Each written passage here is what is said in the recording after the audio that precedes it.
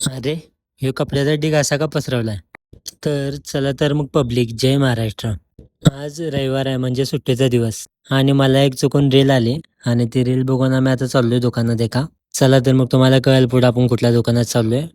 आणि दुकानात चाललोय म्हणजे आपण एकटा चाललेला नाही फक्त. व काही आपली गँग सोबत आहे पाठीमागं आपल्या. चला तर मग भावानो तुम्हाला आता कळालंच असेल आपण कुठल्या दुकानात आलो ते. बघा आता आपण दुकानात चाललोय आतमध्ये. चला मग अजून पुढे जाऊन बघूया. हे बघा गर्दी ढीग. इकडे वर स्पेशल लाईन होती आणि हे बघा लाईनीला माणसं थांबलेली आहेत तिथं आणि इथं बाउन्सर पण ठेवलेला आहे एक आणि बिनलाच्या सारखं आम्ही इथं लाईनीत थांबलोय. बघा कपड्यांची इस्काटी चालू आहे सगळी आणि ढीग पडलेला आहे कपड्यांचा. हे कपडे बघूनच भावांना आम्हाला काय आवडले नाही त्याच्यामुळे आम्ही खाली आलो आणि दुकानात आलोय म्हणल्यावर काहीतरी घेऊन जायला पाहिजे त्याच्यामुळे हे दुसरे कपडे घेतलेत आम्ही आणि इथं बघा हे बिलिंग करायला चालू आहे आमचं.